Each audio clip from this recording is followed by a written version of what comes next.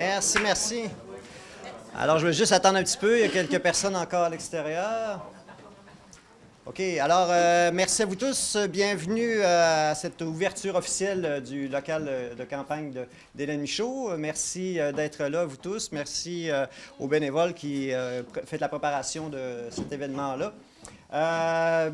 L'orange est à... Oups! L'orange est à l'honneur, on le voit ici, d'ailleurs. Alors, ce soir, vous avez eu l'occasion de déguster justement un petit quelque chose qui tourne vers l'orange, qui est justement de la région, comme on vous en a sûrement parlé. Et ce soir, on a quelques personnes, bien sûr Hélène qui va venir vous dire quelques mots, mais on a une personne qui a travaillé avec Hélène dans le cadre d'un dossier ici dans la région de Portneuf-Jacques-Cartier, qui a eu l'aide du bureau d'Hélène Michaud. Alors, j'aimerais qu'elle vienne nous faire juste un petit témoignage. Alors, je vous présente Mme Monique Valois du domaine des Trois-Moulins, dont vous connaissez peut-être la notoriété, qui a remporté plusieurs prix, d'ailleurs, au niveau de ses vins à travers le Québec, le Canada, même les États-Unis aussi. Hein. D'ailleurs, Hélène en avait fait mention à la Chambre des communes. Alors, donc, on l'en a remercié moult fois. Alors, je vous laisse la parole. Alors, écoutez, bonjour, ça me fait plaisir d'être ici ce soir pour livrer ce bref témoignage sur un dossier qui me tient particulièrement à cœur, pour la simple et bonne raison qu'on a eu à traiter d'autres dossiers, entre autres avec Éric, sur TC Canada, Études Travail Canada. Et puis ce dossier-là, entre autres, vraiment, là, je vais vous dire honnêtement, il me tient particulièrement à cœur, puis je vais vous en faire un tout petit peu l'histoire. Alors, pour vous placer dans le contexte, une lettre de citoyenneté Immigration Canada parvenait à notre employé le 5 juillet concernant le refus d'accorder le statut permanent de résident permanent à notre employé avec qui nous travaillons depuis plus de 5 ans. Le prétexte était le fait que ce dernier n'avait pas renouvelé, et ce pour ne pas en avoir été informé, son permis de travail dans les délais prescrits. Et ce, même s'il faisait une demande de résidence permanente. Et qui plus est, il devait quitter immédiatement le Canada. Alors, pour son pays d'origine. Vous comprendrez notre désarroi du moment. Ce même jour, soit le 5 juillet, un appel a été logé au bureau de Mme Michaud. Constatant l'urgence de la situation, M. Éric Trudel nous a fixé un rendez-vous, mais dès le lendemain après-midi. À cette rencontre, les personnes suivantes étaient présentes. Mme Michaud, d'ailleurs Hélène qui avait suspendu ses vacances puisqu'elle était en vacances à ce moment-là. Il y avait aussi Mme Pauline Rodrigue, M. Trudel, notre employé et moi-même. Permettez-moi de vous dire que nous avons reçu une excellente écoute et que nous avons surtout été rassurés. Ce dont, je pense, nous avions le plus besoin. Dès lors, des démarches ont été enclenchées et dans les jours qui ont suivi, Mme Rodrigue nous a accompagnés pour l'avancement du dossier. Si bien que le 30 juillet, nous avions la confirmation que le renouvellement du permis de travail avait été accordé à notre employé et que nous devions laisser toutes nos inquiétudes derrière nous. Alors, je profite quand même de cette tribune pour remercier sincèrement Mme Rodrigue pour sa réassurance et ses nombreux encouragements, parce qu'à un certain moment donné, on était comme un petit peu là, démunis. Alors, en rétrospective, les mots qui me viennent à l'esprit, et à l'esprit de mon compagnon et de notre employé, ce sont, dans le suivi de ce dossier-là, entre autres, ce sont la célérité, la disponibilité, le support et surtout beaucoup, beaucoup d'empathie. Alors, c'est pourquoi je voudrais dire à tous ceux et celles qui sont ici, et celles du grand comté de Portneuf-Jacques-Cartier, qui ont des problèmes qui relèvent des compétences du bureau de Mme Michaud, n'hésitez surtout pas à entrer en communication avec eux parce qu'il est certain qu'ils seront là pour vous écouter et pour vous aider. Alors, je vous remercie et bonne soirée.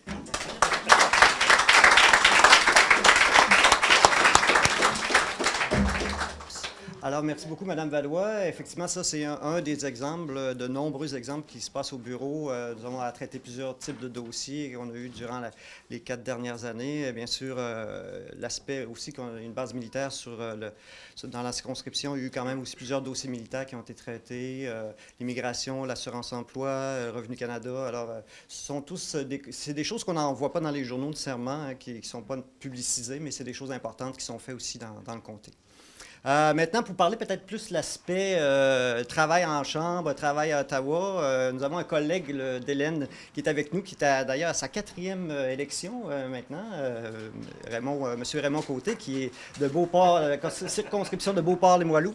Alors, je l'invite à venir parler un petit peu du travail avec Hélène. Merci, Éric.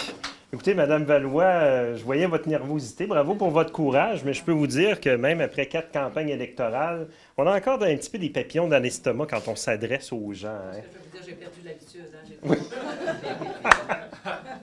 Bien, bravo, bravo. Puis c'est très intéressant, justement, que vous ayez amené un témoignage du travail qu'on a à faire sur le terrain dans la circonscription comme député.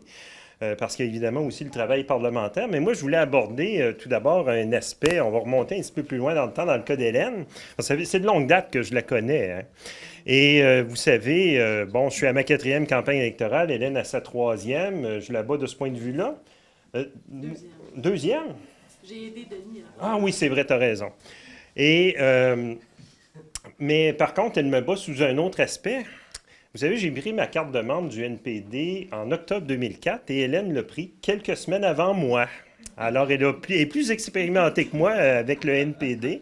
Puis je dois témoigner du fait, parce que Hélène et moi, on s'est retrouvés à s'impliquer à différents niveaux au sein de la section Québec, puis même Hélène a été plus loin avec le Conseil fédéral.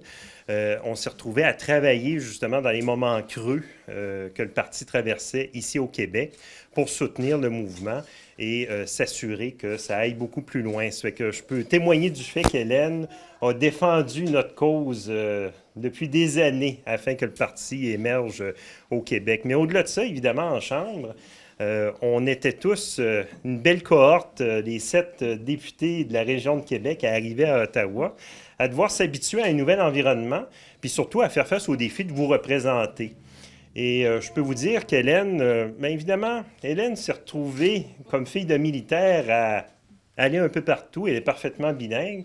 Elle s'est retrouvée à pouvoir s'adapter très, très vite à la vie parlementaire et à justement occuper sa place. J'ai pu la voir interpeller le gouvernement sur des dossiers chauds. Puis là, en plus de ça, elle est maintenant porte-parole, même depuis un certain temps, je sais quoi, 2 ans, 3 ans? 2 ans, porte-parole adjointe pour la défense nationale.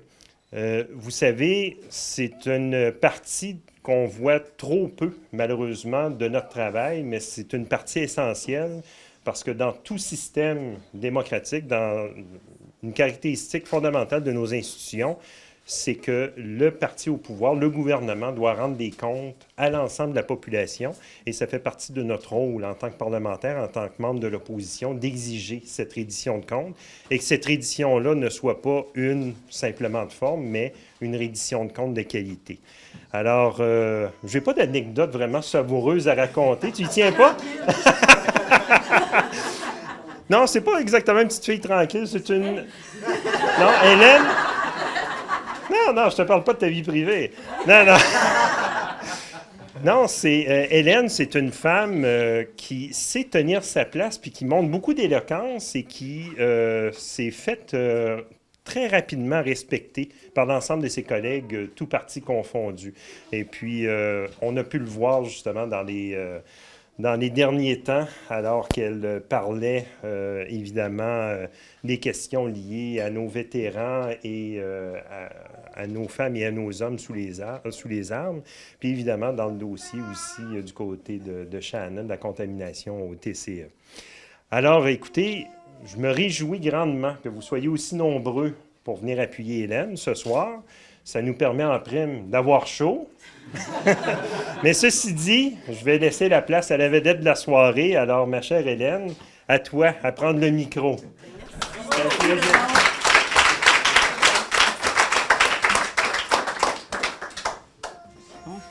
Eh bien, officiellement, bonsoir à tous et à toutes. Merci d'être là si nombreux, franchement, ça me fait chaud au cœur. Puis, merci, Madame Valois, cher Raymond, pour ces bons mots. C'est bien de voir le travail qu'on a accompli au fil des 4 dernières années et être reconnu de cette façon-là.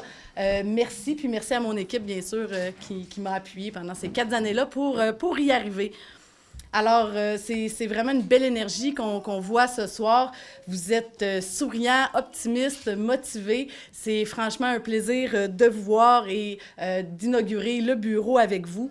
Et l'énergie que je ressens dans la salle ici ce soir, je la ressens aussi sur le terrain quand on va aux portes. Et puis, on ressent cette énergie-là depuis le début de la campagne, vraiment.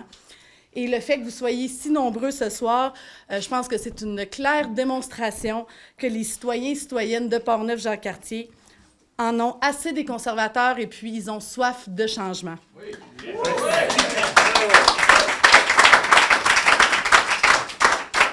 Alors, à tous les jours, on a des gens qui se joignent à notre équipe de bénévoles qui est grandissante et très motivée. Et puis, ces gens-là travaillent sans relâche sur le terrain pour faire élire le premier gouvernement néo-démocrate de l'histoire du Canada. Alors, vous le savez, la campagne électorale sera longue et il y a beaucoup de travail à faire. Mais dès le premier jour de la campagne, on a démontré qu'on était prêts. On était les premiers sur le terrain à s'afficher fièrement sur les différents poteaux au travers de la circonscription. J'ai été la première candidate à déposer ma candidature à Élections Canada. Et ça, c'est grâce au travail des bénévoles qui continuent aussi à être présents sur le terrain, à aller cogner aux portes. Et c'est grâce à ce travail-là qui s'accomplit qu'on peut vraiment aller rencontrer les gens puis discuter des enjeux qui leur tiennent à cœur, discuter de leurs préoccupations. Et le message qu'on entend quand on va aux portes, il est très clair. Les gens en ont assez.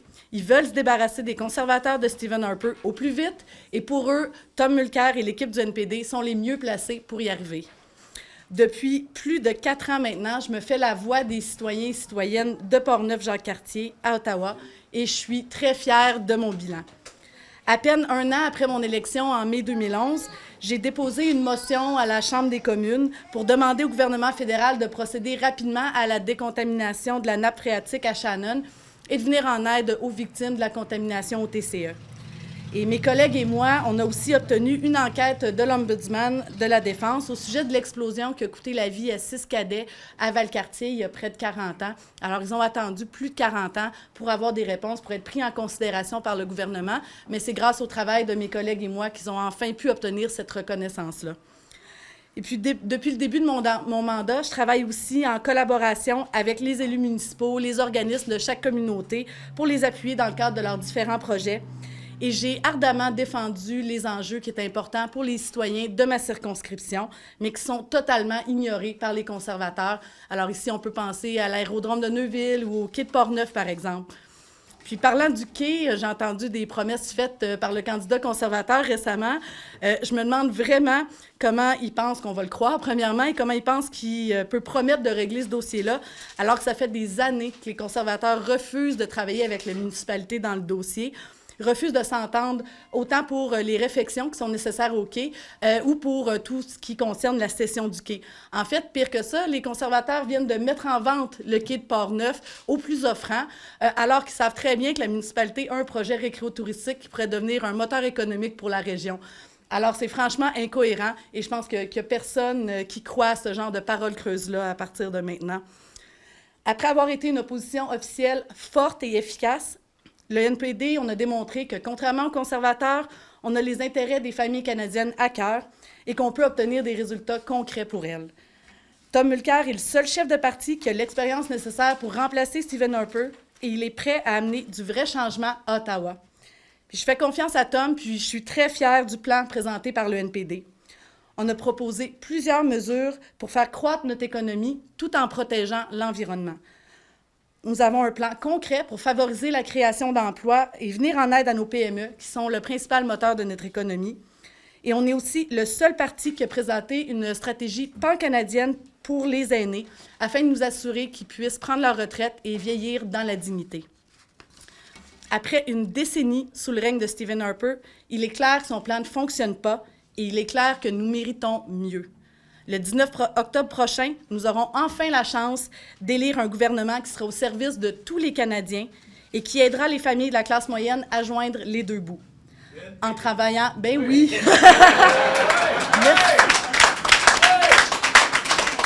Alors, J'y arrivais en travaillant ensemble et en ne ménageant aucun effort. Nous pouvons réparer les dégâts causés par Stephen Harper et enfin se donner le gouvernement qu'on mérite, un gouvernement NPD. Alors, merci beaucoup et on continue.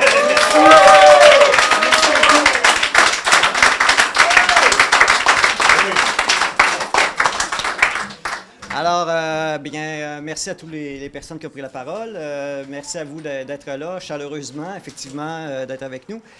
Maintenant, bien sûr, on a une bonne candidate. On n'a pas nécessairement les moyens pour des conservateurs, mais nous avons beaucoup de créativité dans l'équipe. Vous avez vu, il y a des belles photos ici qui ont été faites par, entre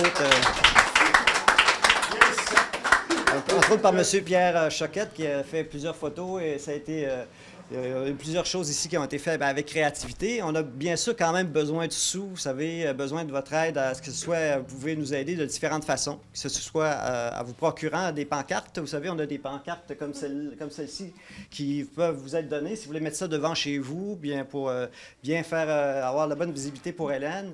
Bien sûr aussi les dons, il est possible de faire des dons 20 $ et moins, ça c'est en argent, mais 20 $ et plus, bien sûr, on est obligé de vous demander des chèques à ce moment-là. Et puis c'est quoi l'autre chose? Ah oui, bénévoles, bien sûr, on a besoin de bénévoles, vous savez, c'est très important. Oui, il y a déjà quelqu'un déjà intéressé. Oui, bien sûr aussi, bien sûr, devenir membre aussi, c'est une façon pour vous de nous appuyer. Alors, les formulaires. Oui. Alors, vous pourrez aller voir Mme Rodrigue qui est juste là pour tout ça. Puis sinon, il va y avoir d'autres bénévoles aussi disponibles pour prendre vos différentes possibilités de visibilité ou de dons que vous vouliez faire. Oui, Marie? Et puis, les pancartes magnétiques sur les voitures. Oui, c'est vrai. Procurées au coût de 20 $. C'est vrai, vous avez peut-être vu de certaines voitures de l'équipe là, qui ont des panneaux magnétiques qui sont en fin de compte la pancarte, mais sur quelque chose qui peut coller sur du métal, c'est-à-dire sur les voitures. Alors, on en a disponible au coût de 20 $. C'est une autre façon d'apporter votre contribution aussi à la campagne d'Hélène. Alors, ça, c'est à votre discrétion, vous pouvez le faire aussi, mais on ne paye pas la peinture. Alors, merci beaucoup. J'inviterai les journalistes. Hélène va répondre à quelques-unes de vos questions là, de l'autre côté. Vous avez juste à suivre Michael qui va s'occuper de vous. Ça plus tranquille puis moins chaud. Oui, c'est ça. Depuis qu'on a annoncé officiellement, c'était... Ben nous, c'est sûr qu'il est ouvert depuis déjà là, au moins une semaine. Au moins une semaine que c'est ouvert. Là, c'était plus pour pouvoir rencontrer les gens, faire visiter. Mais on a commencé le porte-à-porte, bien sûr. On est en planification de différentes tournées, que ce soit des entreprises, des élus, alors maires ou conseillers municipaux, tout dépendant de ce qui sera possible. Et puis, bien entendu, continuer à aller rencontrer les citoyens dans les activités communautaires, comme je faisais déjà dans le cadre de mon mandat. Alors ça, on va continuer. On peut attendre la visite d'automne? On peut certainement l'espérer. Nous sommes 338 députés ou candidats, du moins, à travers le pays qui se le partagent. Alors, on va travailler pour, mais c'est certain que je ne contrôle pas l'agenda du chef, bien entendu. La grande plateforme dans Port-Neuf, quels sont les dossiers que vous avancez? Mais comme je l'ai mentionné, là, le quai de Port-Neuf, pour moi, c'est une priorité. C'est un dossier qui aurait dû être réglé depuis bien longtemps. Et là, il y a un beau projet qui est mené par la municipalité, un beau projet récro-touristique. Alors, pour moi, je veux être un vrai interlocuteur, en fait, pour la municipalité, être une voix pour eux à Ottawa, puis travailler en collaboration avec eux pour développer le projet, mais s'assurer aussi que les réflexions nécessaires soient faites. Alors, il faudra une bonne voix à Ottawa pour faire cheminer le dossier. Puis, c'est ce que je compte faire pour ce qui est du quai de Port-Neuf en tant que tel. Pour ce qui est, on a aussi proposé plusieurs mesures qui touchent les infrastructures parce qu'en fait, il y a plusieurs municipalités croissantes dans la circonscription. On peut penser à Sainte-Brigitte-de-Laval, Sainte-Catherine, mais aussi ici, là, Pont-Rouge, on voit la population qui augmente rapidement. Et puis, les municipalités ont besoin d'argent pour assurer qu'ils ont toujours les infrastructures nécessaires pour la population. Donc, on a proposé d'augmenter les transferts de la taxe d'essence aux municipalités pour leur permettre d'assurer les réflexions nécessaires sur leurs infrastructures, construire de nouvelles routes, tout ça. Donc, ça serait, là, de mémoire, 1,5 milliard de dollars de plus qui seraient injectés pour les infrastructures auprès des municipalités par la taxe d'essence, exactement. Ça serait plus que ce qui est déjà là. Oui, exactement. 1,5 milliard. Je crois que ça se retrouve dans votre pochette, les chiffres. Alors, Oui, additionnel, oui. Donc, alors, les municipalités ne bénéficient pas de ces sommes-là actuellement, mais on veut s'assurer de bonifier la taxe d'essence, ce qu'ils reçoivent. sur l'ensemble du Canada. Là. Bien entendu, mais chez nous, c'est particulièrement criant. J'entends plusieurs élus municipaux m'ont approché avec des problèmes pour les réseaux d'aqueduc, les réfections de routes, etc. Et je pense que ça serait franchement profitable à l'ensemble de la circonscription. Est-ce que c'est un défi de faire connaître le programme du NPD? Non, en fait, je pense que notre couverture médiatique est meilleure qu'elle ne l'a jamais été. Moi, je me rappelle des campagnes électorales passées où c'était plus difficile, mais maintenant, je pense que les gens apprennent rapidement à connaître notre plateforme. Mais on a présenté plusieurs de nos mesures il y a déjà plusieurs mois. Le programme national de garderie, d'où le Québec pourrait se retirer avec pleine compensation. Ça fait déjà plusieurs mois que le NPD a proposé cette mesure-là. La même chose pour ce qui est du salaire minimum dans les champs de compétences fédéraux à 15 $ de l'heure. Alors, je pense que les gens commencent à bien connaître le programme, puis bien entendu, on néglige pas le contact auprès des citoyens. C'est ce qu'on fait à travers le porte-à-porte aussi, informer les gens. On entend leurs préoccupations, bien entendu, mais on en profite aussi pour leur parler de ce qu'on propose pour leur venir en aide. Là, aujourd'hui, ça a été beaucoup l'équilibre du budget. Oui. On a entendu parler. Tout à fait. Qu'est-ce que vous en dites? Est-ce que peut arriver à faire l'équilibre? Certainement. Déjà, toutes les propositions qu'on met de l'avant actuellement, c'est des propositions qui sont chiffrées. Et puis, juste le programme national de garderie a fait l'objet de l'épreuve des faits à Radio-Canada récemment. Ils ont démontré que c'est viable. Alors, c'est une de nos préoccupations, respecter les capacités des finances publiques tout en accordant des services aux citoyens. Alors, c'est une promesse qui est réalisable et qu'on va tenir. Il faut faire des choix à un moment donné aussi, dans le sens que... Et nous, on ferait des choix différents que les conservateurs font actuellement. Donc, on a proposé de hausser notamment l'impôt pour les grandes entreprises. Alors, on ne veut pas hausser l'impôt pour les citoyens, mais du côté des grandes entreprises, c'est quelque chose qu'on peut explorer. Alors, c'est une des mesures qu'on a proposées pour pouvoir assurer des budgets équilibrés. Mais quand les adversaires disent que si on hausse l'impôt des entreprises, ça ralentit l'économie. Le taux d'imposition des entreprises au Canada actuellement, c'est un des plus faibles dans les pays industrialisés. C'est quand on compare aux États-Unis et ailleurs.